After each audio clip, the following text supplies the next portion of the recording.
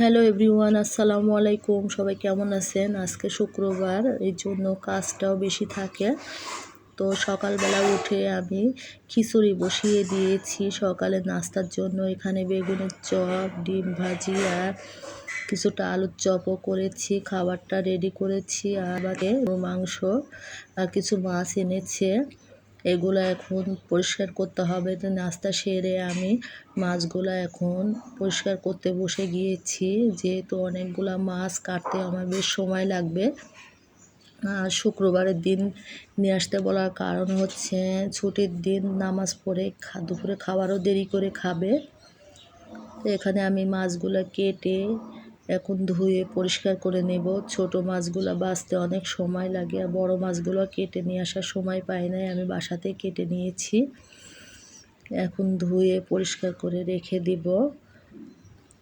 আর এখানে আমি দুপুরের জন্য গরুর মাংস বসিয়ে দিয়েছি। এখন দুপুরের রান্নাটা করব। যেহেতু ওরা নামাজ পড়ে এসে খাবে, একটু দেরি হলেও সমস্যা নাই। বাড়তি কাজ এই জন্য শুক্রবারেই করি, অন্য দিন তো স্কুলে যেতে হয়, সময়ই পায় না।